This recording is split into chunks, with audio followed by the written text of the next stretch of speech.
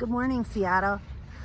This is the city that we live in. It's so incredible that we can live in a city that has art and music and world-class restaurants and people from all over the world. And then we also live with this. This is Lake Washington. I am sitting in the lifeguard stand at Madrona Beach Park. You can see the T-dock right over there. And the T-dock before 9 a.m. might be my favorite place in the city of Seattle.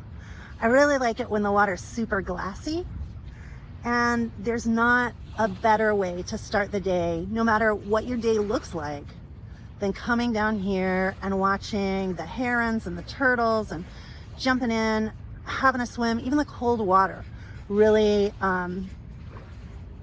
it makes me feel great.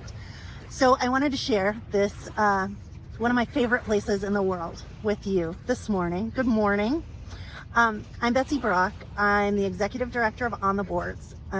On the Boards is a 40-year-old arts organization located now in Lower Queen Anne, and it's a strange time to be working in the performing arts. Yes, we have in the past always planned 10 to 14 to 20 months out for projects, and that's impossible now. So we're dealing. It's been hard, and the pandemic has certainly illuminated a lot of the inequities and the fragile nature of arts organizations and artists, not just in Seattle but everywhere.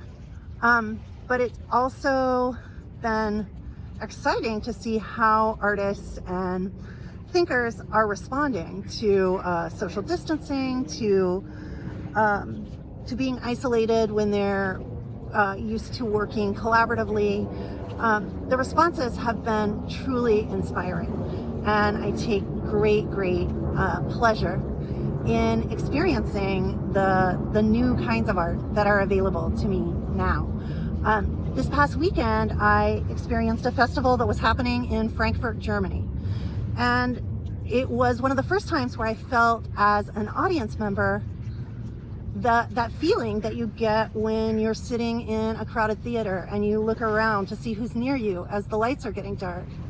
And I've often thought that one of the reasons that I do the work that I do out on the boards and for the arts is I really value experiencing art with other people, with the idea that when we go through something together, when we experience a powerful work of art together, it binds us together and makes us a community.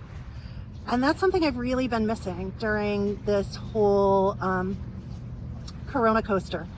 And this past weekend, I attended this festival. I bought myself a ticket, and I showed up at the time, and it was like a lobby situation.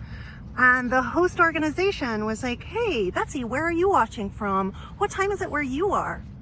And they brought it to everyone's attention that there were viewers in Seattle, but there were also viewers in Beirut, and there were viewers in Berlin, and there were viewers in Peru, and we were all showing up for the same thing, which was a performance by the artist Rabe Murray, who's performed it on the boards a couple of times. And there was a moment where the host, the curator of this program, Lola Arias, said, "Okay, everybody, we're going to go into the performance." And by go into the performance, she meant like switching the interactive Zoom to a speaker view. And, one by one, the little Zoom windows closed and the squares got bigger as there were fewer people. And it really had that feeling of like, okay, we're gonna see this thing together, and afterwards we're gonna talk about it. And it humanized what has been a strange disassociative experience, trying to engage with art in virtually. So that was really cool. And I encourage you to check out the art that moves you. I do hope that you are connecting with each other and taking good care of yourself. And know that it's okay to feel terrible. This is a really messed up time, and there's a lot of uncertainty. There are a couple of things when I'm feeling rotten that I like to do to try to turn it around, and sometimes I just can't. Sometimes I just got to start over and go back to bed and just like. But there are a couple of things. One is I come down here, and I'm sorry, I put my hand on the camera. I come down here, and I don't think you can see it, but I look for Mount Rainier. And I just look at her for a while, and I look at the lake, and I look at the birds. And it's an almost certain way to turn my day around. Some other things I do, like I call a friend far away, like somebody I might not connect with in the normal course of a month. And I just check in. I try to check in on my other extrovert friends because I know that this isolation time has been hard for us. And when nothing's working and I really, I need to get it together, I go to my bathroom and I look in the mirror and I sing the Mary Tyler Moore theme until it's true. So this morning, I'm going to end this singing the Mary Tyler Moore theme, my power song, to you. Who can turn the world on with her smile? Who can take a nothing day and suddenly make it all seem worthwhile? Well, it's you, girl, and you should know it. With each little glance and movement, you show it. Love is all around, no need to fake it. You can take a town, why don't you take it? You're gonna make it after all. Have a great day.